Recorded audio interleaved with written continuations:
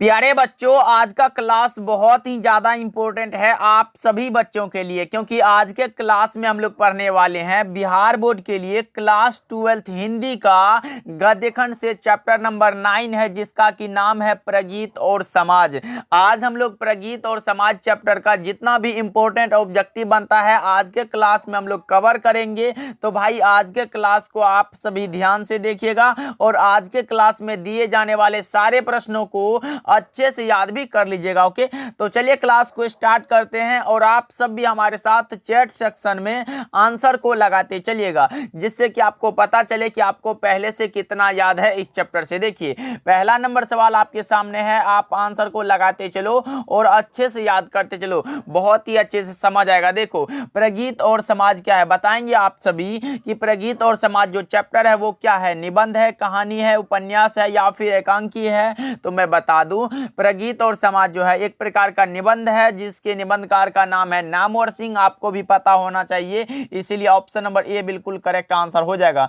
1 का ए लगा रहे हो आप तो आपका भी करेक्ट आंसर हो जाएगा। चलिए दूसरा नंबर सवाल को देखते हैं, ये रहा आपके सामने, फटाफट से आंसर को लगाते चलो। देखो दूसरा नंबर सवाल क्या करा, प्रगीत और समाज निबंध के निबंधकार कौन है बताओ जी। प्रगीत और समाज एक प्रकार का निबंध है, जिसके निबंधकार का नाम अभी मैंने कुछ क्षण पहले यानी कि पहले नंबर वाले क्वेश्चन में मैं बता चुका है कि प्रगीत और समाज निबंध के निबंधकार का नाम है नामवर सिंह।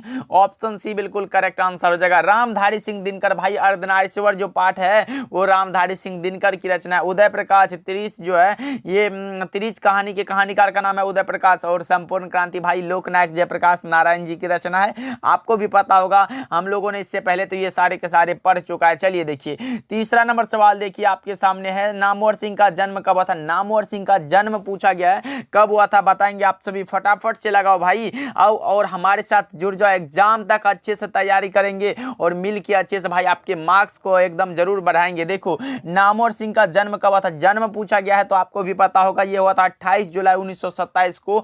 ऑप्शन बी बिल्कुल करेक्ट आंसर है। 3 का B is the correct answer, याद रखना आप सभी। चलिए देखिए फोर्थ नंबर सवाल देखिए, नामवर सिंह का जन्म स्थान कहां है। जन्म यानी कि कहां हुआ था ये पूछा गया, तो ये हुआ था जीयनपुर, वाराणसी, उत्तर प्रदेश में है। ऑप्शन बी बिल्कुल करेक्ट आंसर हो जाएगा। जीयनपुर लगाना भाई करेक्ट होगा, नहीं तो गलत हो जाएगा। जीयनपुर यहाँ गदोलिया है, इसीलिए ऑप्शन ए नहीं होगा, ऑप्शन सी भी नहीं होगा और ऑप्शन डी भी नहीं होगा, जो कि जीयनपुर वाराणसी उत्तर प्रदेश है, ये करेक्ट आंसर है। चलिए देखिए पांचवा नंबर सवाल को देखिए, नामवर सिंह के माता का क्या नाम था। माताजी का नाम मैं बता दूं, माताजी का नाम था वागेश्वरी एवं पिताजी का नाम था नागर सिंह। दोनों को याद रखना भाई, बहुत इंपॉर्टेंट है, क्योंकि नहीं पता चल सकता कि कौन सा क्वेश्चन आने वाला है, इसलिए सारे क्वेश्चंस को एकदम अपने दिमाग में सेट करते चलो और जो भी प्रश्न पूछे भाई बोल दो बोर्ड एग्जाम को कि भाई जहां से पूछो, हम लोग इधर तैयारी में लग चुके हैं और जब तक तैयारी करेंगे नहीं तब तक छोड़ेंगे नहीं। देखो नामवर सिंह के माता का क्या नाम था तो मैं बता चुका है वागेश्वरी, और पिताजी का नाम नागर Singh. Option number A right answer हो जाएगा, याद रखिएगा आप सभी। चलिए देखिए 6 नंबर सवाल देखिए, नामवर सिंह के पिता का क्या नाम था। पिताजी का नाम अभी मैंने बताया नागर सिंह है भाई, ऑप्शन सी लगा लो, बिल्कुल करेक्ट आंसर हो जाएगा। और क्लास को भी भाई एक बार लाइक करते चलो आप सभी, फटाफट से जितने बच्चे अभी देख रहे हो एक बार क्लास को लाइक कर दो आप सभी। चलिए देखिए 7 नंबर सवाल की ओर बढ़ते हैं, ये रहा, आलोचना त्रैमासिक के प्रधान संपादक कौन थे। आलोचना त्रैमासिक के प्रधान संपादक का क्या नाम है बताओ आप सभी।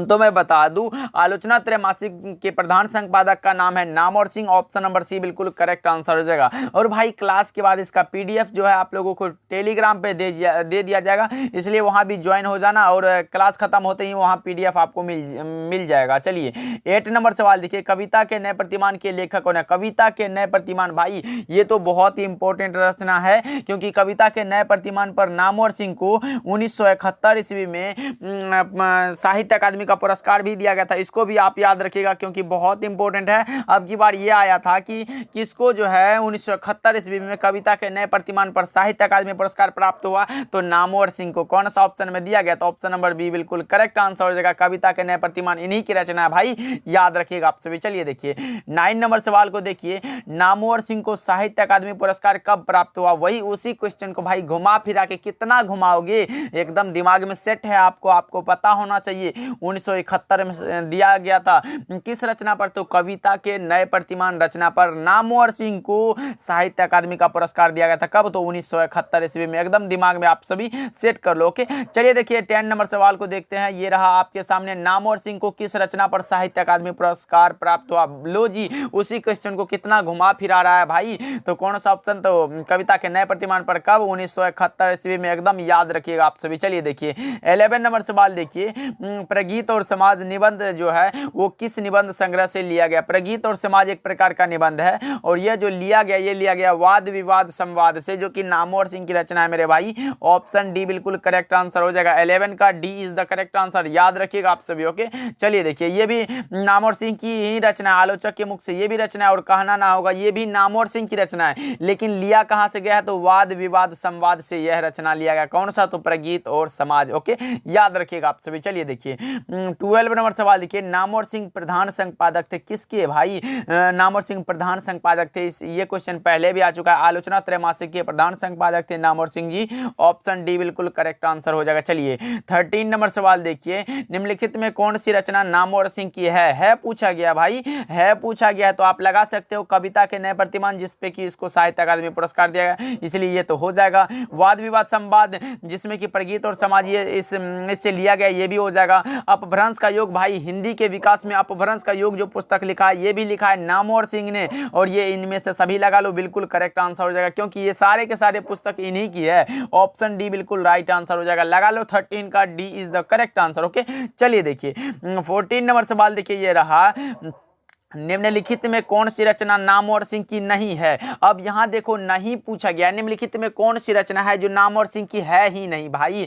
पृथ्वीराज रासो की भाषा है भाई, कहना ना होगा ये भी है, दूसरी परंपरा की खोज ये भी है, लेकिन है कौन नहीं? ये तो भाई मोहन राकेश की रचना लग रहा है। जानवर और जानवर आपको भी पता होना चाहिए, जो कि प्रकाशित हुआ था, मोहन राकेश की रचना 1958 में प्रकाशित हुआ था। याद है कि नहीं भाई? ये क्वेश्चन हमने पढ़ चुका है पहले ही, इसलिए दिमाग में सेट होगा आप लोगों को। चलिए 15 नंबर सवाल देखिए क्या कर रहा है, हिंदी के विकास में, लो जी उसी क्वेश्चन को दोहरा दिया गया है। हिंदी के विकास में अपभ्रंश का योग पुस्तक किसने लिखा है भाई? एक एक ऑप्शन को भी आपके दिमाग में सेट करेंगे, जिससे कि आपको जो भी क्वेश्चन आपको दिखे एकदम दिमाग में आ जाए भाई, ये क्वेश्चन तो पढ़े हुए हैं, लगा दो टिक एकदम।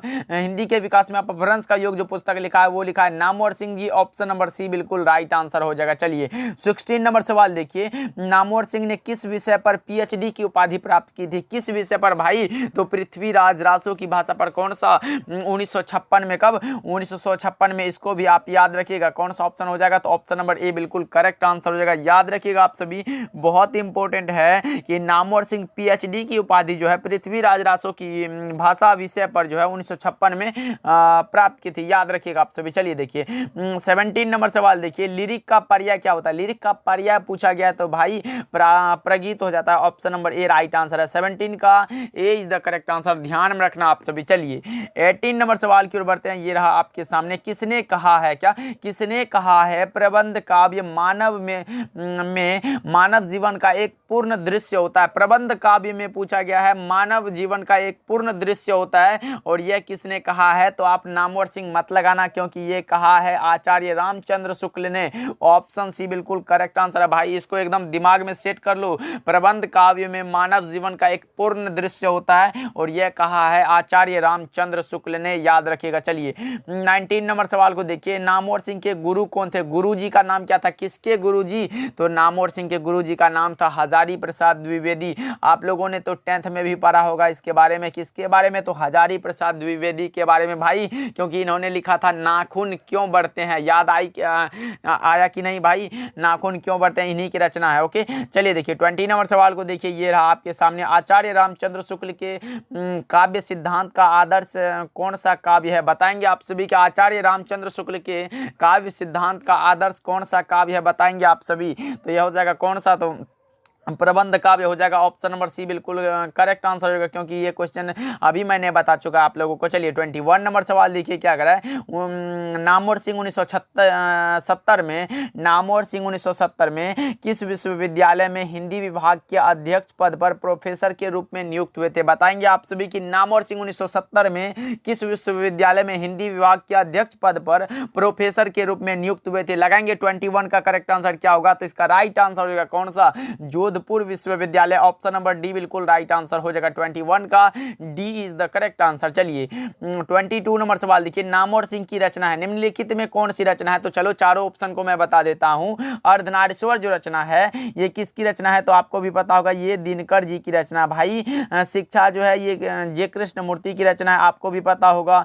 बातचीत बालकृष्ण भट्ट की रचना और प्रगीत और समाज जो रचना ये नामवर सिंह की रचना, जो कि आपका करेक्ट आंसर होने वाला है। ऑप्शन नंबर डी बिल्कुल करेक्ट आंसर हो जाएगा। चलिए 23 नंबर सवाल देखिए क्या कर रहा है। आचार्य रामचंद्र शुक्ल को किससे शिकायत थी? किससे शिकायत थी भाई? बताएंगे आप सभी। तो इससे इसको शिकायत थी आधुनिक कविताओं से, इसीलिए ऑप्शन नंबर सी बिल्कुल बी बिल्कुल करेक्ट आंसर हो जाएगा। 23 का B is the right answer. Okay चलिए देखिए 24 नंबर सवाल को देखिए, ये रहा आपके सामने, फटाफट से लगाते चलेंगे आप सभी। 20वीं सदी में प्रगीतात्मकता का दूसरा उन्मेषण कैसे हुआ था? बताएंगे आप सभी कि 20वीं सदी में प्रगीतात्मकता का दूसरा उन्मेष कैसे हुआ था? तो यह होता रोमांटिक उत्थान के साथ, इसीलिए ऑप्शन बी बिल्कुल सही जवाब हो जाएगा। 24 का B is the correct answer. और यह क्वेश्चन आपके बोर्ड एग्जाम में 2 से 3 बार आ चुका है मेरे भाई, बहुत इंपॉर्टेंट है, याद रखिएगा आप सभी। चलिए 25 नंबर सवाल को देखिए। नामवर सिंह के ललित निबंध का क्या नाम है? नामवर सिंह के ललित निबंध एक ही तो है भाई, बकलम खुद हो जाएगा। ऑप्शन नंबर ए सही जवाब है। 25 का ए इज द करेक्ट आंसर। बस इसको ही याद रखना, एक ही ललित निबंध है नामवर सिंह का, इसलिए याद रखिएगा आप सभी, बहुत इंपॉर्टेंट है। ओके तो चलिए आज के इस क्लास में हम लोगों ने 25 ऑब्जेक्टिव किया। किस चैप्टर से? तो प्रगीत और समाज चैप्टर से। इस चैप्टर में बहुत ही कम ऑब्जेक्टिव था, आपके बोर्ड एग्जाम में इस चैप्टर से 1 से 2 ऑब्जेक्टिव आ जाता है, इसीलिए इन सारे प्रश्नों को आप अच्छे से जरूर याद कर लेना, बहुत इंपॉर्टेंट होता है। ओके तो चलिए एक बार शॉर्ट में बता देते हैं मैंने जितना भी पढ़ाया। देखो पहले मैंने बताया कि प्रगीत और समाज जो है एक प्रकार का निबंध है। प्रगीत और समाज जो निबंध है उसके निबंधकार का नाम है नामवर सिंह, जिसका कि जन्म हुआ था 28 जुलाई 1927 को और जन्म स्थान है जियनपुर वाराणसी उत्तर प्रदेश में। माताजी का नाम है वागेश्वरी एवं पिताजी का नाम है नागर सिंह, जो कि एक प्रकार के शिक्षक थे। यानी कि नामवर सिंह के पिता पेशे से क्या थे? अगर ये पूछे कि नामवर सिंह के पिता पेशे से क्या थे, तो एक प्रकार के शिक्षक थे, इसको भी आप याद रखिएगा। ओके तो चलिए आज के क्लास को आप सभी लाइक कर दीजिएगा। मिलते हैं अगले क्लास में।